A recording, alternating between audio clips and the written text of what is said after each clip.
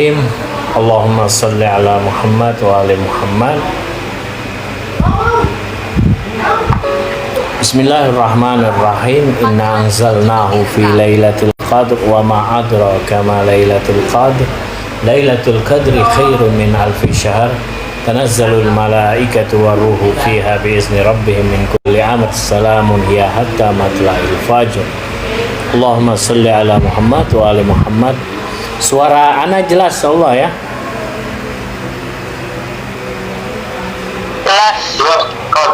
Jelas ya. Soalnya ana lagi di Comal ini, lagi apa? Di pesantren Comal. Di Insan Semesta, di apa? Lagi bawa anak ke sana. Melanjuti pelajaran minggu kemarin yang berkenaan tentang ruh ya. Tajadur ruh, atau ruh itu non materi atau ruh itu abstrak ya. Jadi bisa kita ambil kesimpulan bahwa banyak ya dalil-dalil baik berupa akal ataupun berupa ayat yang menjelaskan atau yang mengatakan bahwa ruh itu adalah non materi atau abstrak. Jadi antara ruh dengan jasad adalah dua keberadaan yang berlainan. Maksudnya jasad adalah sebagai pakaian dari ruh, yang mana hakikat dari manusia adalah ruh. Sebagaimana kalau kita telusuri ayat yang menjelaskan bagaimana penciptaan manusia. Kan penciptaan manusia itu mulai dari sperma, lalu menjadi gumpalan daging, lalu berproses sekian bulan, lalu berbentuk, lalu nanti ada di sini, lalu dia berupa tulang, daging, lalu ada tulang dibungkus dengan kulit, lalu wanufiha fis-sur, lalu Allah wanufiha ruh, lalu Allah meniupkan ruh di dalam jasad itu. Berarti menggambarkan bahwa jasad tubuh manusia sebelum ditiupkan ruh, berarti dia sebuah wadah yang sedang berproses untuk untuk dipersiapkan menerima ruh. Ketika jasad atau badan yang ketika mengalami perubahan di rahim seorang ibu, itu kan mengalami perubahan sampai dia berbentuk manusia, lalu ditiupkan ruh sampai dia menjadilah sebuah apa yang disebut dengan manusia karena telah ditiupkan ruh. Nah, ini adalah menggambarkan bahwa antara badan dengan ruh adalah dua keberadaan yang saling berbeda. Badan atau jasad manusia adalah sesuatu yang materi, sedangkan ruh adalah sesuatu yang non materi yang telah dipersiapkan, diciptakan oleh Allah Subhanahu wa taala. Lebih mana ya? Lebih dahulu ruh. Ruh itu ada, lalu apa? Dipersiapkanlah wadahnya. Ketika wadahnya sudah ada, barulah ditempatkan. Lalu di situ ada hubungan. Ada hubungan antara badan dengan ruh. Hubungannya itu seperti apa ya? Kita nggak tahu. Seperti antara remote control dengan mobil yang berhubungan dengan remote control, kan kita tidak bisa melihat gelombang dari remote control itu yang mengontrol mobil remote itu bergerak, kan kita nggak pernah melihat, nggak ada gitu, kita nggak bisa melihat gelombangnya seperti ini gitu, nggak warnanya, atau kita nggak merasakannya kan, seperti apa signal dari HP yang kita gunakan ini kan kita nggak melihat bentuknya memancar atau bagaimana, dia ada gelombang itu ada, tapi kita tidak bisa melihat. Demikian pula dengan ruh manusia, dengan hubungan antara ruh manusia dan jasad manusia itu tidak kita ketahui seperti apa hubungannya, tapi ada. Ketika hubungan itu selalu terikat, maka kita hidup seperti sekarang, kita bernapas, kita bergerak dan lain sebagainya. Tapi ketika Allah memutuskan hubungan antara ruh dengan badan yang disebut dengan kematian, berarti apa? Badan itu kembali seperti semula. Apa? Ya, tidak mempunyai daya. seperti bagaimana Allah pertama kali akan menciptakan manusia dari sperma, lalu menjadi gumpalan darah, lalu proses, lalu ditiupkan ruh. Jadi awal dari penciptaan manusia kan nggak ada daya, tubuh itu tidak bisa bergerak, tubuh itu tidak bisa melakukan apa-apa ketika belum ditiupkan ruh di rahim seorang ibu. Nah, berarti apa? Ini menunjukkan bahwa badan atau jasad manusia itu adalah pakaian dari ruh. Seperti saya yang anak katakan bahwa pakaian yang anak pakai ini adalah bukan jasad anak. Pakaian yang anak pakai ini bukan manusia. Ini pakaian. Yang disebut dengan badan atau badan manusia itu ketika di bagian dalam kulit inilah yang disebut dengan dengan badan manusia. Tapi pakaian ini bukan bagian dari badan manusia. Ini hanya pakaian yang menutupi badan manusia. Demikian pula dengan hubungan antara ruh dengan jasad manusia, bahwa jasad manusia itu adalah pakaian ruh, yang mana sewaktu-waktu pakaian ini yang anak pakai akan anak lepas ketika sudah waktunya untuk dilepas. Ketika sudah waktunya untuk dilepas, pakaian ini akan anak lepaskan, seperti itu. Begitu juga dengan manusia, ketika waktunya jasad manusia itu diputuskan hubungannya dengan ruhnya, maka disitulah terhentilah badan itu kembali seperti semula, tidak berdaya, yang disebut dengan kematian atau yatawaffal anfus. Nah, di sini kelanjutan dari yang berikutnya adalah al-qismu tsani minal ayah. Kayak ini Anda belum share ya fotonya, tulisan kitabnya ini, halaman 203 ya kalau pakai PDF. Yaqulu subhanahu al-yauma nunajjika bi badanika litakuna liman khalaqaka ayah. Nah, ini ayat yang menjelaskan tentang jasad Fir'aun yang diselamatkan oleh Allah Subhanahu wa taala. Nah, Allah menggunakan kata atau kalimat di dalam Al-Qur'an, fal yauma, pada waktu itu, nunajjika, kami menyelamatkanmu. Nunajjika, menyelamatkan apa? Bibadanika, badanmu. Jadi Allah menyelamatkan badan manusia, yaitu badannya Fir'aun, bukan berarti di sini Allah ingin menyelamatkan hakikat dari manusia, yaitu karena kita ketahui bagaimana Fir'aun adalah manusia yang sudah manusia yang telah melampaui perbuatannya melampaui batas dari dosa besar dengan mengaku sebagai Tuhan. Wah, berarti kok harusnya dia diazab, kenapa diselamatkan jasadnya oleh Allah Subhanahu wa taala? Ini maksudnya ya. Wa tattadih ad-dilala iza am'anna la'annahu subhana yuhassu an-najah bi badani Fir'aun wa yakul bi badanik. Ya, kalau dilala atau petunjuk dari ayat ini, kalau maksud dari di sini menyelamatkan adalah menyelamatkan badan jasad. Karena apa? Kan sudah dikatakan bahwa hakikat manusia itu adalah ruhnya, bukan jasad. Jasad adalah pakaian manusia. Wa yakul bi badanik wa hadza yu'rab an anna hunaka syai'un akhar. Nah, disinilah bisa kita lihat ada sesuatu yang lain, la yasmuluhun najah, yang tidak termasuk diselamatkan. Jadi kan Anda bilang bahwa hakikat manusia itu ruh, dan ini ada ruh, ada jasad. Yang diselamatkan oleh Allah Subhanahu wa taala adalah badan Fir'aun, bukan ruhnya Fir'aun. Ruhnya Fir'aun tidak pernah diselamatkan oleh Allah Subhanahu wa taala. Nah, Allah menyelamatkan atau mengawetkan hingga sekarang dari jasad Fir'aun diselamatkan, bukan berarti dia itu diselamatkan dari azab Allah. Yang maksud dari diselamatkan adalah jasadnya. Yang ruhnya ini hakikat manusia tidak diselamatkan, dia tetap akan mendapat azab Allah Subhanahu wa taala, tidak akan diselamatkan. Wa yaqa'u mauridun azab, dan di sini ada yang disiksa.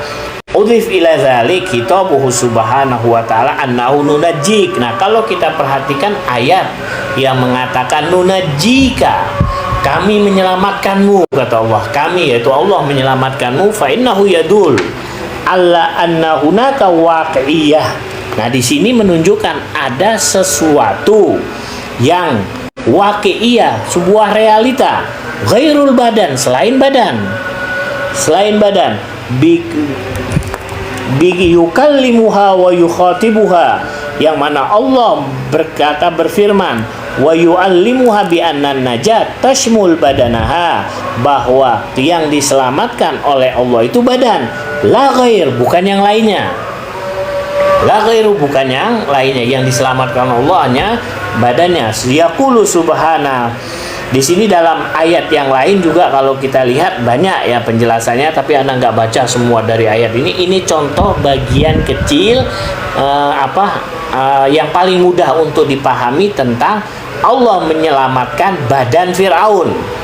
Badan Fir'aun. Kalau bahwa hakikat manusia itu adalah badan, sedangkan Fir'aun adalah makhluk atau manusia yang telah melakukan dosa besar, kenapa harus diselamatkan oleh Allah Subhanahu wa ta'ala? Harusnya Fir'aun itu kan diazab atau disiksa sesuai dengan perbuatannya. Kenapa Allah selamatkan? Nah, inilah yang menunjukkan bahwa yang di sini ada dua wujud dari manusia, badan dan ruh. Yang diselamatkan oleh Allah adalah wujud dari badan untuk sebagai istilahnya contoh bagi hambanya yang lain.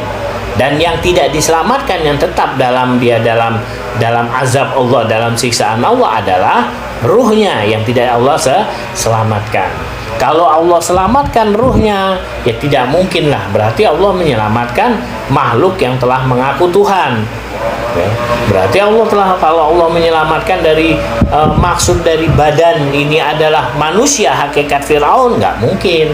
Nggak mungkin Allah menyelamatkan manusia yang telah melakukan dosa besar, yaitu dengan mengaku sebagai Tuhan dan membunuh orang-orang zolim. Nggak mungkin, bahkan memerangi Nabi Musa dan umat Nabi Musa. Dan tidak mungkin Allah akan menyelamatkan Fir'aun.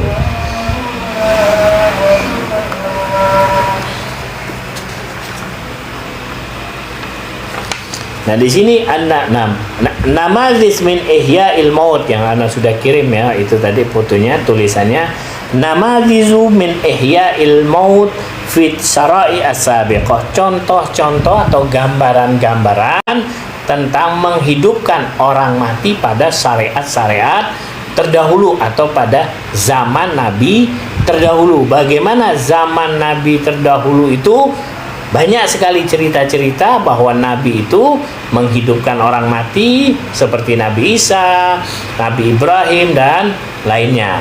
Nah, di sini dijelaskan athbatal hukama lil yakin maratib wa darajat. Jadi para ulama kalam ya, ulama kalam adalah ulama akidah.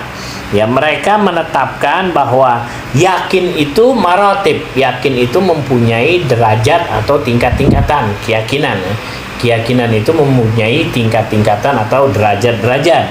Wa kulli minha indahum ismun khas, dan setiap dari tingkatan itu ada namanya sendiri, ada kekhususan sendiri. Walitabyini id hazihi darajat ya'ti bimithal, dan di sini ada beberapa contoh ya.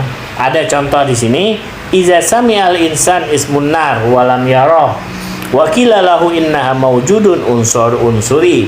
Ketika kita misalkan mendengar kata api, ada orang berkata api, maka apa? Wakila innaha, bahwa api ini adalah sebuah unsur, sebuah benda, ya, sebuah benda atau zat.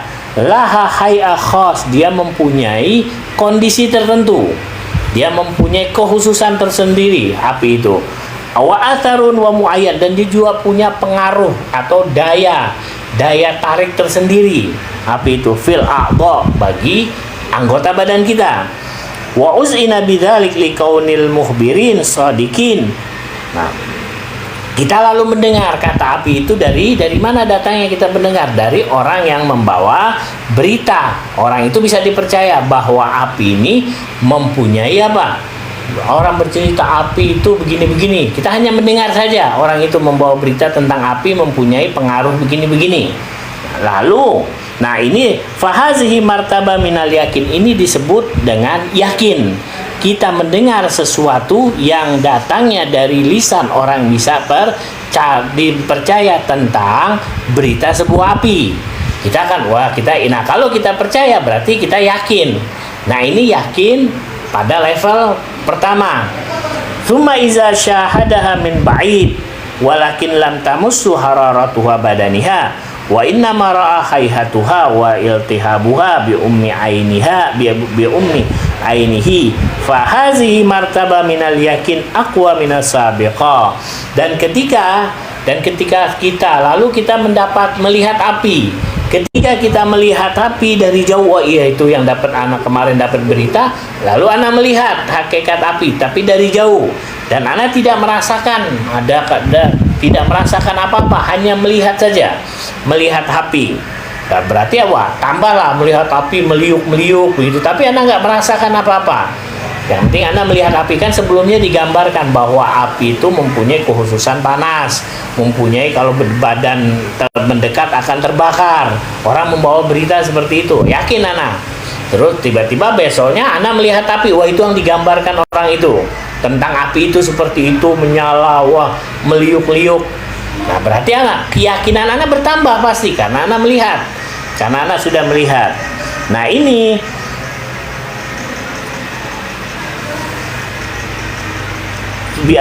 fahazi martaba minal yakin aqwa. Nah ini keyakinan kita pasti akan bertambah dari yang pertama. Walakin an aina hazihi martaba mimma iza syahadaha min kasib wa masaduda. Nah kalau seandainya api itu yang kita lihat tadi, ya kita lihat tadi, fa fi hazihil martaba yatakamal yakinuha biha wa yablug darajatal qaswa. Lalu api yang ana lihat itu ana rasakan, ana dekati, merasa panas. Benar apa yang orang itu kabarkan bahwa api itu panas, lalu ana dekatkan, terkenalah tubuh ana, senggolan api menjadi panas. Nah ini pasti keyakinan anak semakin lagi bertambah dengan berita itu, berita yang dibawa. Kenapa? Karena anak merasakannya api. Sebelumnya orang itu hanya membawa berita saja, gambaran api. Keduanya, ya, anak melihat wujud api, bertambah keyakinan anak. Ketiganya, anak merasakan tentang panasnya api itu, pasti semakin bertambah keyakinan. Wa iza kana lil yakin maratib wa darajah. Nah, yakin ini berarti kan mempunyai tingkatan-tingkatan. Falalaum 'alal anbiya wal auliya an yatlubu aminallah subhanahu wa ta'ala ihya al maut hatta yushadihu bi ayunihim li ikmaril maratib yakinihim bil qiyamah. Apakah Nabi melakukan hal seperti itu kepada Allah subhanahu wa ta'ala, meminta Allah untuk menghidupkan orang mati supaya keyakinan para nabi itu menjadi terus bertambah? Apakah demikian keyakinan para nabi itu? Maksudnya apa? Apakah nabi meminta supaya Allah menghidupkan orang mati supaya apa? Yang mana ketika dia meminta nabi itu, lalu Allah mengabulkan dan menghidupkan, lalu bertambah keyakinannya. Apakah seperti itu keyakinan para nabi atau rasul? Li minallah ihya al maut hatta yushadihu bi anuhim li ikmalil maratib. Apakah demikian? Wa tabdil ilmil yakin fahum fihim bi ainil yakin. Nah ini adalah tingkatan ilmu, ya. Jadi yang pertama disebut yakin, yang kedua ketika ana melihat ana mendengar tentang api disebut, lalu ana yakin disebut yakin. Ketika ana melihat api, di sana ada api, apa yang telah diberitakan oleh orang itu, tambah keyakinan ana. Nah ini disebut dengan ilmu yakin. Ada ilmunya anak, karena udah melihat. Meskipun anak belum merasakan. Nah ketika anak merasakan, mendekati, merasakan api itu panas, tersentuh tangan anak dan panas, Bertambah lagi keyakinan anak dengan merasakan, berat disebut dengan ainul yakin, karena sudah merasakan hakikat keyakinan tentang api. Nah, Nabi apakah seperti itu untuk sampai kepada sebuah keyakinan tentang Allah Subhanahu wa Ta'ala menghidupkan orang yang mati? Apakah seperti itu? Ada prosesnya. Nabi mendengar dulu berita wahyu dari Allah, lalu melihat, lalu meminta untuk Allah menghidupkan. Apakah demikian? Untuk proses keyakinan seorang Nabi itu. Nah, kalau kita gambarkan bahwa Nabi adalah manusia yang diutus oleh Allah Subhanahu wa Ta'ala untuk menanamkan keyakinan kepada umat bahwa ini hari kiamat akan terjadi. Ya kan? Nabi membawa berita, wahai umat, bahwa kiamat ada. Pasti ada yang percaya dan enggak, kan gitu. Seperti orang memberitakan ini api itu panas, ada yang percaya dan enggak, kan gitu. Nabi mengatakan kiamat itu akan ada. Pasti ada yang percaya dan enggak. Lalu apa? Nabi menggunakan cara kedua, yaitu dengan pendekatan bukti. Seperti orang, Anda melihat, wah itu dia api yang digambarkan, wah itu dia kematian yang digambarkan oleh Nabi misalnya. Digambarkan oleh Nabi kematian itu seperti apa. Dan untuk menambah keyakinan umat itu, barulah ilmu yang disebut ainul yakin ini kan merasakan api. Ainul yakin merasakan api. Dan untuk umat itu melihat nyata bahwa manusia atau orang yang sudah mati itu dihidupkan, nah perlu praktek, kan gitu. Perlu dia melihat secara langsung perubahan wujud itu, kan gitu. Perubahan orang yang mati menjadi hidup kembali, seperti dia merasakan hakikat api. Sehingga apa? Nggak ada lagi keraguan. Kalau mendengar masih ada mungkin keraguan. Kalau melihat dia belum merasakan, bisa jadi nggak panas, kan gitu. Dia membawa berita tentang api panas, dia hanya melihat dari jauh, wah iya itu meliuk-meliuk, tapi dia nggak pernah merasakan. Bisa jadi belum yakin banget dia. Tapi kalau dia sudah merasakan benar bahwa apa yang dikatakan api itu panas, ya sudah, nggak bisa dia membohongi lagi. Udah pasti itu bahwa api panas. Begitu juga ketika ingin bahwa membuktikan bahwa hari kiamat itu atau al-ma'ad itu ada. Nah, pembuktian terakhir itu dengan menghidupkan orang mati atau dengan menghidupkan orang mati yang disebut kalau dia yakin dengan ilmu, dengan ainul yakin. Nah, inilah proses ya. Ini adalah proses sebuah keyakinan yang dilakukan oleh para nabi kepada umat. Nah, keyakinan kita kan seperti itu. Kita kalau hanya mendengar sesuatu saja, ya mendengar, meski orangnya dapat dipercaya, meskipun orangnya dapat dipercaya dan kita percaya apa yang dia bawa berita itu, pasti di situ ada sebuah kekurangan. Pasti di situ akan ada sebuah kekurangan meskipun kita percaya, wah orang ini begini-begini. Tapi kalau kita sudah melihat, wah benar ada gunung emas, sudah melihat, oh iya apa yang dikatakan benar, ada gunung emas atau ada api, akan bertambah kepercayaan kita kepada orang itu yang membawa berita.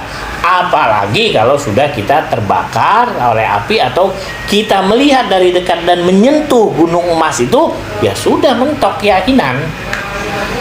Sudah mentok, maka itu disebut dengan ainul yakin, yaitu melihat sebuah keyakinan yang nyata. Melihat keyakinan yang merasakan sebuah keyakinan yang nyata yang terjadi di depan kita. Nah, di sini dikatakan ya, wa min huna nara anna Allah Subhanahu wa ta'ala ahyal maut li Ibrahim al-Khalil wa Uzair wa ghairuhum kama yasi. Di sini nanti akan ada contoh apa yang dilakukan oleh Nabiullah Ibrahim ya dan Uzair ya, ketika Uzair dimatikan oleh Allah Subhanahu wa taala. Kan dalam Al-Qur'an bukan hanya Ashabul Kahfi saja yang cerita dimatikan, tapi juga ada Uzair ya. Wal ghayah kanat ikmalu maratibil yakin, dan tujuan yang dilakukan oleh Nabi Ibrahim ini nanti di contoh yang dilakukan oleh Nabi Ibrahim adalah kanat ikmala maratibil yakin, untuk menyempurnakan derajat keyakinan. Karena itulah tadi dikatakan di awal, anak katakan keyakinan itu mempunyai derajat untuk sampai kepada keyakinan yang tertinggi. Au itmamul hujjah alal ba'idin an hazil ma'arif, atau untuk menyempurnakan hujjah kepada mereka-mereka yang jahil atau tidak mengetahui. Kama huwal hal fi ihya'i Isa al-maut li Bani Israel, sebagaimana yang dilakukan oleh Nabi Isa ketika menghidupkan Bani Israel. Wa fima ala yali nurid hazi namaz minal Qur'an Ibrahim wa ihyaul maut, Ibrahim dan menghidupkan kematian, Nabiullah Ibrahim, dan kisah Nabi Ibrahim menghidupkan kematian. Zakarul mufassirun anna Ibrahim alaihi salam ra'a jifa tamazzaqah siba fayakul minha siba'ul bar wa shiba'ul hawa wa dawabul bahar. Fas'alallahu subhanahu wa qala ya Rabb qad alimtu annaka tajma' fi butunis siba' wat tayr wad dawabil bahar fa'arini kaifa tuhiha li'u'ayin dzalik.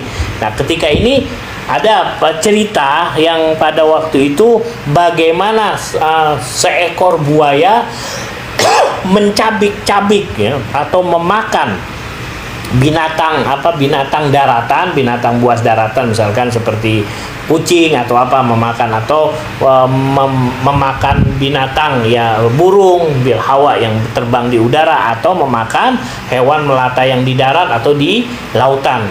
Misalkan seekor buaya telah memakan 3 jenis hewan yang berbeda dan masuk ke dalam perutnya buaya.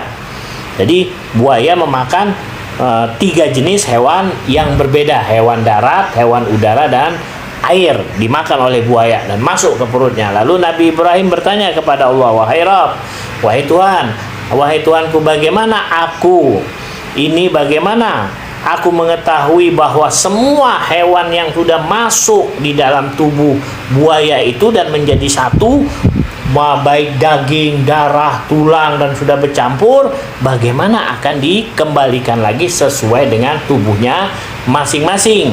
Tunjukkan, hidupkan lagi mereka. Nah, ini adalah sebuah Nabi Ibrahim ingin memberikan dalil kepada mereka yang tidak meyakini hari akhir. Seperti ketika Nabi Ibrahim memberikan dalil tentang keberadaan Tuhan, kan di situ, wah ini Tuhannya tenggelam, kan gitu. Wah ini Tuhannya tenggelam, wah ini Tuhannya lebih besar, kan begitu. Ada dalil-dalil, ini cerita Nabi Ibrahim ya. Jadi ada dalil-dalil yang diberikan oleh Nabi Ibrahim tentang atau ingin menunjukkan wujud bahwa Tuhan yang Maha Esa atau Allah Subhanahu wa taala itu ada, ditunjukkan. Wah ini matahari lebih besar, ternyata dia tenggelam, wah bukan Tuhanku. Ini indah dan lain sebagainya, wah ternyata berganti siang, bukan. Jadi Nabi Ibrahim bukan Nabi Ibrahim ingin mencari Tuhan di situ. Nabi Ibrahim ingin berdalil kepada masyarakat yang menyembah patung bahwa Tuhan ini matahari sirna ketika waktu malam, berarti bukan Tuhan. Wah ini seperti ini berarti bukan Tuhan. Lalu Nabi Ibrahim lillahi, bahwa Tuhanku adalah Rabbul Alamin. Nah ini bukan Nabi Ibrahim itu tidak percaya Tuhan lalu mencari pembuktian di depan masyarakat. Enggak, ini istidlal.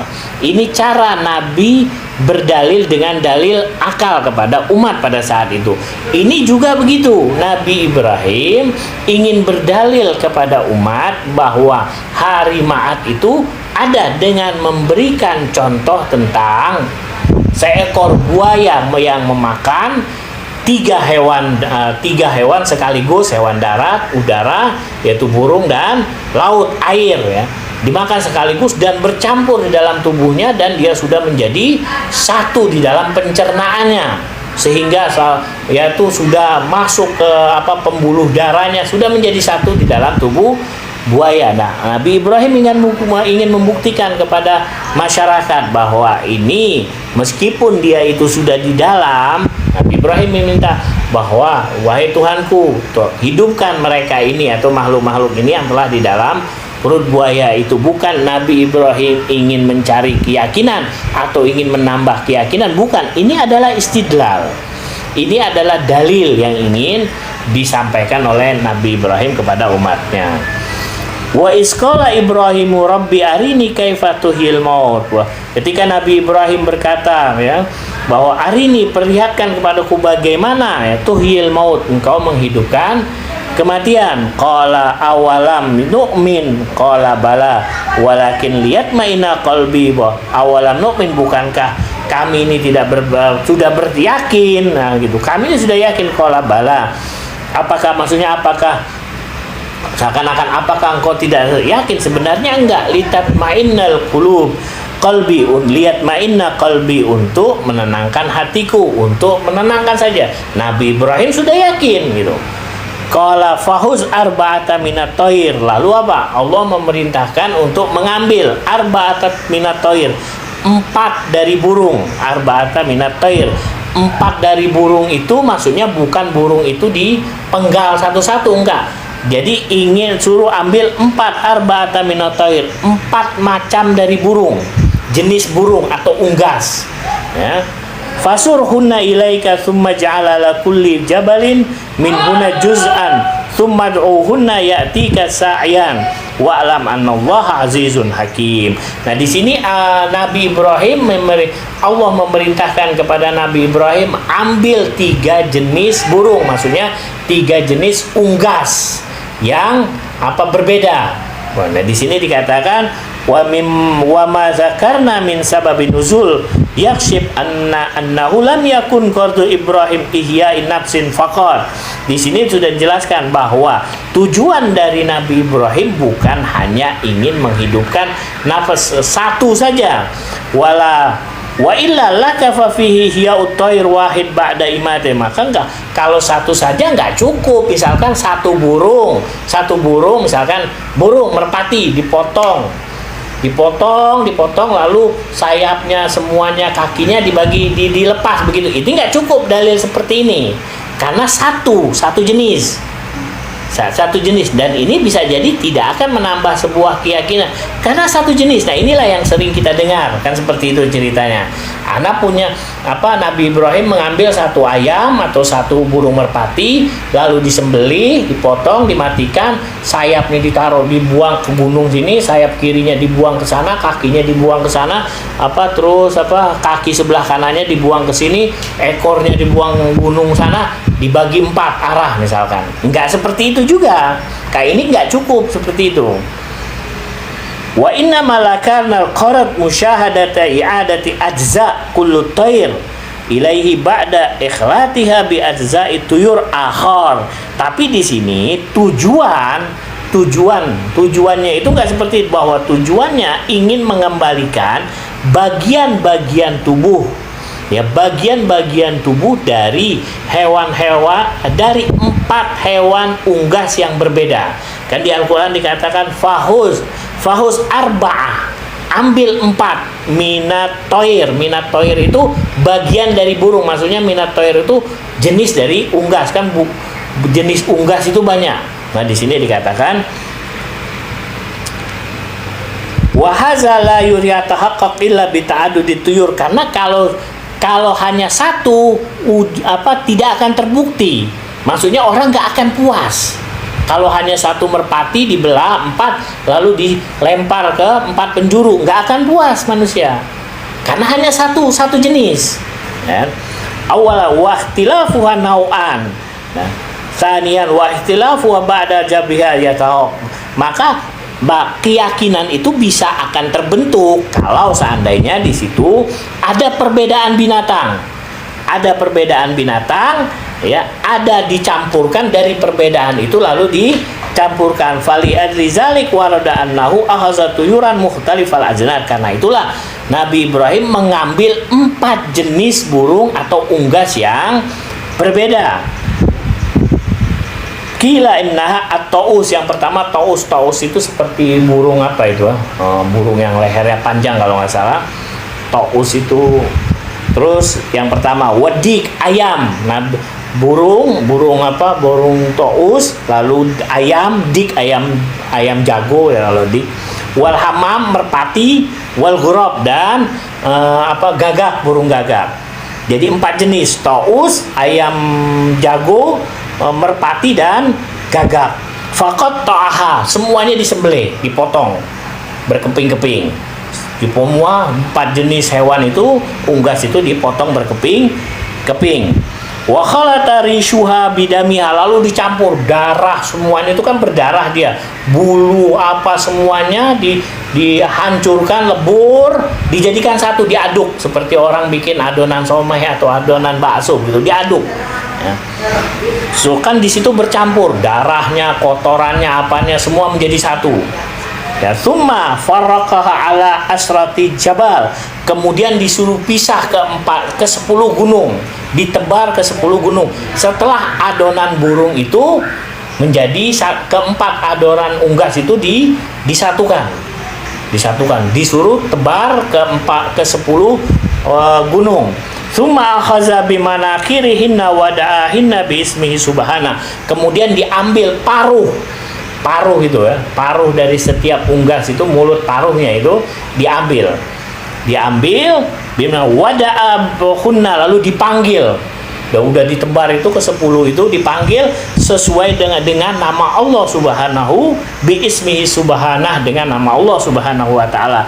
Fa'atathu sa'yan fakana tajtami wa yata'allaf lahmu kullu wahid wa azamaha ila ra'si hatta qamat ahya baina. Lalu dipanggil lalu Nabi Ibrahim memanggil dengan lafaz Allah Subhanahu wa taala melalui paru-paru dari setiap patuk dari burung itu dipanggil dengan nama Allah, lalu datang semuanya itu yang sudah dihancur lebur seperti adonan, datang masing-masing sesuai seperti sedia kala. Nah, ini adalah pembuktian yang akan menambah keyakinan, bukan hanya satu burung dilepas sayapnya ke sana, kakinya ke sana, enggak. Ini kurang, tidak akan menambah keyakinan. Tapi kalau dia sudah menjadi adonan, bagaimana coba? Sudah nggak bisa dipisahkan mana darahnya burung merpati, mana darahnya ayam, mana bulunya merpati, mana bulunya ayam, mana bulunya gagak. Nggak bisa dipisahkan. Udah menjadi satu. Tapi ketika itu Nabi Ibrahim memanggil dengan paruhnya, setiap paruh dari ayam dipanggil dengan nama Allah Subhanahu wa taala, dan mereka datang terbang, ya, mereka datang masing-masing. Wa bidzalik kamalu imanuhu wa thumma iz'anuhu bi annahu subhanahu yumkin an yu'idu ajza'i banakul. Dan disinilah yang membuktikan bahwa Allah itu mungkin untuk melakukan itu semua, mampu untuk melakukan semua. Wa an ihtalata bihayyin akhar, meskipun itu sudah bercampur sedemikian rupa. Kamalau akalatil insan al-mayyit as-sibaul barari wa jawahirul hawa wa haitan al-bihar fa innal ikhtala la yakunu mani'an anil ihya wal i'ada wa qad taqaddam fi bayani subhatihim annal munkirin kanu yurakkizuna ala dolalatil azza. Jadi di sini bahwa demikian pula seperti kita makan daging ayam, kita makan daging sapi, kita makan daging bebek, kita makan daging ini, masuk dalam perut kita menjadi satu, melebur di dalam lambung kita. Nah, itu digambarkan seperti itu, yang dilakukan oleh Nabi Ibrahim itu digambarkan seperti kita makan hewan yang bermacam-macam masuk ke lambung kita. Dan bagaimana kita untuk memisahkannya? Dan bagaimana untuk menyatukannya lagi? Nah, itulah Allah Subhanahu wa taala Maha mampu, qadir untuk melakukan itu semua. Dan apa yang dilakukan oleh Nabi Ibrahim ini sesuai dengan ayat. Kenapa kok harus unggas? Karena contoh yang paling mudah atau penggambaran yang paling mudah. Karena apa? Ketika itu jasad burung unggas, mereka yang hewan-hewan yang bisa terbang, ketika dipanggil itu mereka cepat datangnya. Mereka akan cepat kembalinya ke hadapan mereka. Nabi Ibrahim Mekah itu mereka disebar ke 10 gunung dengan jarak yang jauh dan berbeda-beda. Lalu mereka ketika dipanggil, mereka terbang atau mereka dengan cepat terbang menghadap Nabi Ibrahim, melihat bahwa inilah tadi hewan yang dihidupkan oleh Allah Subhanahu wa taala setelah dihancur leburkan.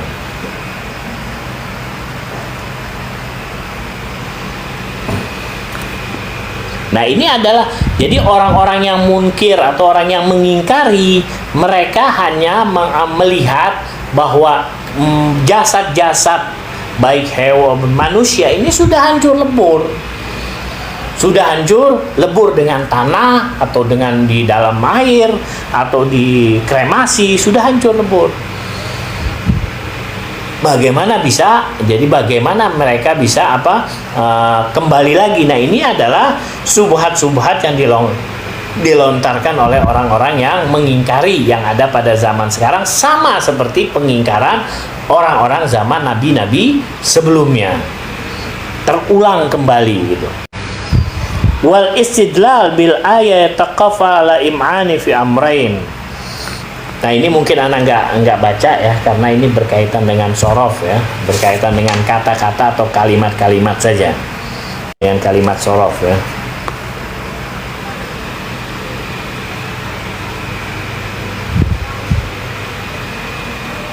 Nah, di sini dikatakan wa min gharibit tafsir, dan kalau kita lihat keunikan dari tafsir yang menafsirkan mazaraka sahibul manar, sebagaimana di tafsir al-manar faqal, kalau kita lihat di tafsir al-manar ya, fi ma'nal ayah ma hasiluhu, makna ayat yang tadi yaitu yang tentang Nabi Ibrahim, yaitu fahuz arba'ata minat thair, ambillah wahai Ibrahim 4 jenis dari unggas. Thair itu unggas diartikan, meskipun thair adalah burung, tapi maksud dari ayat ini adalah unggas.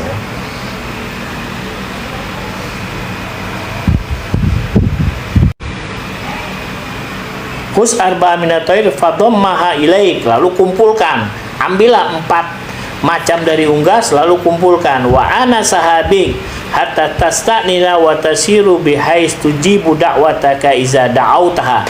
Jadi sebelum, kok orang mungkin bertanya, dari mana kok hewan itu bisa ketika dipanggil kok datang ke Nabi Ibrahim, dan bagaimana bahwa itu adalah hewan yang tadi sudah dihancur leburkan, bisa jadi hewan yang lain yang datang, kan begitu, bisa jadi hewan yang lain, bukan hewan yang tadi sudah dihancur leburkan oleh Nabi Ibrahim. Bisa jadi ada hewan yang lain mendengar sama dengan karena panggilan Nabi Ibrahim, bisa jadi hewan yang lain yang kembali. Nah, disinilah maka itu sebelum Allah perintahkan, jadi karena ini kan Al-Quran, kita harus menafsirkan gitu. Jadi ini Al-Quran, jadi harus diafsirkan. Ketika Allah mengatakan ambillah 4 unggas, ya di situ pasti ada proses.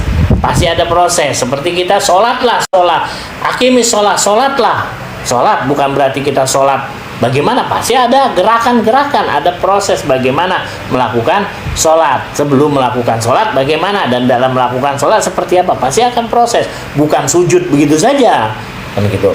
Nah, begitu juga ketika Nabi Ibrahim disuruh untuk mengumpulkan dari unggas, dan dalam pengumpulan itu ada teknisnya, ada tahapan-tahapan yang harus dilakukan ketika nanti supaya orang itu yakin terhadap hari kiamat bahwa yang dipanggil itu adalah hewan yang sudah dihancurkan tadi, bukan hewan yang lain, jenis hewan yang sama tapi bukan hewan yang dihancurkan. Maka itu fadom, lalu kumpulkan mereka, wa anisu, lalu kayak belai, kayak sayangi mereka, wani saja, jadi kayak diajak seperti berbicara. Nabi Sulaiman mampu untuk berbicara, nabi yang lain pun mampu untuk berbicara. Jadi diajak seperti dialog hewan itu oleh Nabi Ibrahim sebelum dimatikan. Jadi Nabi Ibrahim itu bukan hanya langsung memotong hewan itu saja dengan membacok enggak, tapi diajak ngomong dulu bahwa aku akan menyembelih kalian dalam rangka untuk meyakini orang-orang yang tidak percaya kepada hari akhir. Jadi ketika nanti udah disembelih begini, ketika ada panggilan dariku melalui paru-paru kalian, maka kalian datanglah kembali kepadaku. Seperti itu.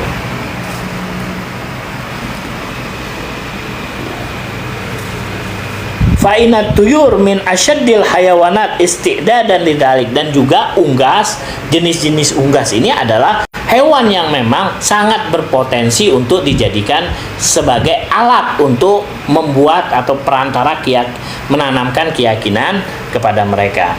Summa ij'al kullu wahidin minha ala jabalin. Kemudian jadikan setiap dari satu itu nanti di setiap gunung. Summa uha fa innaha tusaryu ilaika min ghairi an yamna'aha tafruq amkana. Jadi kemudian apa? Setelah itu nanti setelah dilepas lalu panggillah mereka, sehingga ketika saat memanggil itu nggak ada jeda atau nggak ada sesuatu yang akan menghalangi mereka. Jadi ketika sudah dipencar nggak ada sesuatu atau bukan sesuatu hewan yang lain sama ayam sudah, tapi hewan ayam yang lain enggak. Sudah ada istilahnya seperti apa, kita melepas burung dara, burung merpati kan ada tuh suka dilepas. Nanti kan kita panggil dengan merpati perempuannya, dia akan turun. Nah pasti sebelum dia melakukan itu sudah dilatih burung laki ini supaya dia mengetahui jenis pasangannya itu. Ketika dia mengepakkan burung merpati perempuan, burung yang laki ya di atas udara itu akan memanggilnya. Kalau dia bukan pasangannya, meskipun ada sama-sama merpati lagi terbang, panggil ketika dikepakkan, belum tentu dia datang. Karena apa? Tidak ada perintah atau tidak ada koneksi sebelumnya. Nah, Nabi Ibrahim ini sudah ada koneksi dengan keempat hewan yang akan dilakukan ini, dilakukan sebagai disembelih. Sehingga apa? Ketika dipanggil, yang datang itu hewan itu, bukan hewan yang lain. Seperti merpati ketika dikepakkan sayapnya, pasangan itulah yang datang, bukan merpati yang lain. Karena sebelumnya sudah ada ikatan, sudah dilatih, sudah diberitahu oleh pawangnya. Begitu yang dilakukan oleh Nabi Ibrahim atas tafsiran di tafsir Al-Manar.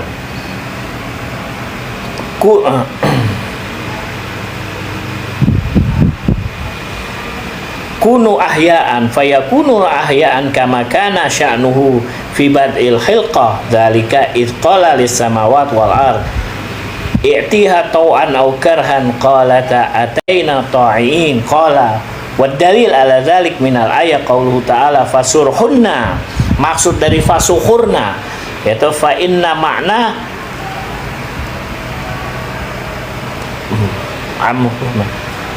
ay aujada mailan biha wa anisaha bika wa yashhad bihi ta'diyataha bi ila fa inna sara iza ta'adda bi ila fa kana bi makna amanah. Nah ini tafsiran menurut bahasa saja. Jadi fasurhunna kan ayatnya dikatakan di sini fahus arba'a minat thair fasurhunna, sebarkan maksudnya. Fasurhunna ilaika tsumma ja'ala ala kulli jabalin, maksudnya lempar mereka, sebar mereka itu, jadikan mereka itu di segala penjuru. Yulahiz alaihi inna ma zakara khilafun nususil ayat fa inna Ibrahim talaba min Allah subhanahu wa ta'ala an yuriyahu kaifa yuhyil mauta awwalan. Dan di sini Nabi Ibrahim ingin meminta kepada Allah subhanahu wa ta'ala pertama apa? Yuhyil mauta awalan, menghidupkan yang mati terlebih dahulu. Warada subhanahu wa ta'ala biqarinah tahallulil fa fi qaulihi fahuz. Tapi di sini sebelum itu Allah memberikan apa, yaitu ambil 4 burung. Nabi Ibrahim meminta, ya Allah, hidupkanlah yang sesuatu yang sudah mati. Lalu Allah menjawab, ya sudah kalau begitu ambil apa? Ijra izalik biadi Ibrahim sanian. Lalu Ibrahim melakukan proses. Enggak begitu saja Allah tiba-tiba ada ini menghidupkan, enggak, tapi ada proses. Allah ketika Allah ingin menunjukkan bahwa hari kiamat itu ada, tidak bim salah bim, enggak, tapi proses. Nabi Ibrahim yang melakukan proses dengan disuruh ambil 4 burung, ambil 4 unggas. Tsumma amara subhanahu wa ta'ala yaj'al kullu juz'in min huna ala jabalin la kullu wahidin minhu alaihi thalithan. Dan lalu menjadikan bahwa setiap dari bagian unggas ayam yang berbeda-beda itu di satu gunung. Enggak, maksudnya ayam di gunung sebelah kiri, burung gagak di sebelah kanan. Enggak, setiap bagian dari anggota badan itu, ya, misalkan sayap misalkan sayap gagak, sayap merpati, sayap ayam, sayap paus dijadikan satu, dilempar ke sana, dibagi-bagi. Adonan yang sudah dihancurkan itu dibagi-bagi. Enggak, misalkan burung di sebelah kiri, ayam di sebelah kanan, enggak. Anyajal qulu wa hadzil wujuna tad'um sihhatun nazariyah al-ma'rufa fi tafsir ayat wa amma ta'diyatu surhunna bihi ilaik faqad araftu al-kalam fi annahu in kana bi ma'na lail fal amr bi taqti muqaddir wa in kana bi ma'nal qata' fal kalimah mutadammina lil ma'nal mail. Ya, ini kalimat aja, pembahasan tentang kalimat, ana nggak perlu menjelaskan lagi. Tapi yang intinya tadi, ya, ala annahu law kana al murad bihi ma ikhtarahu minal ma'na lamma ihtaja li hadhihi tafsil bal yakfi fil maqam.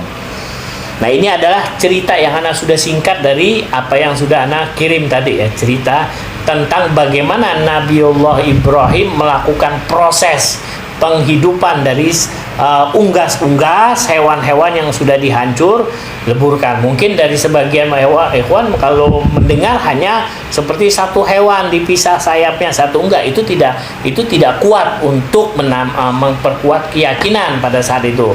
Tapi dengan adanya proses seperti ini, jadi Nabi Ibrahim ketika ingin membuktikan hari kiamat itu ada, tidak ingin melakukan bim salabim, tiba-tiba orang ada di depannya, enggak seperti itu.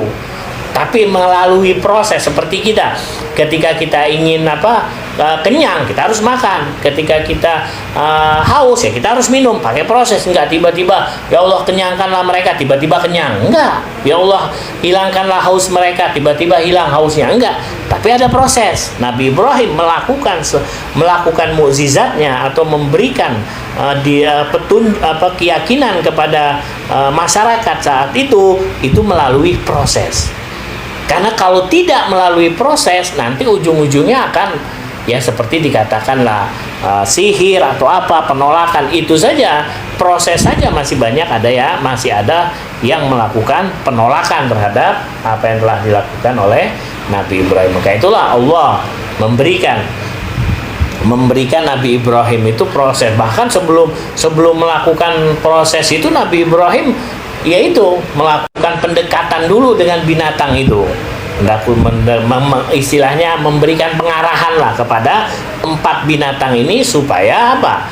Ya, ketika ada seruan untuk bangkit atas perintah Allah.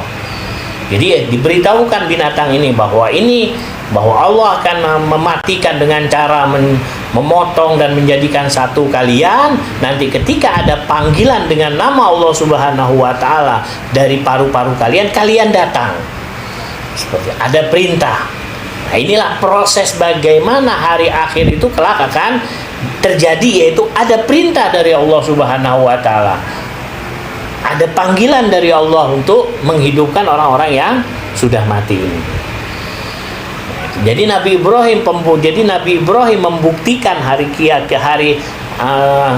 akhir itu terjadi, bahwa orang yang mati itu akan dibangkitkan, ya seperti itu, dengan istidlal dalil akal.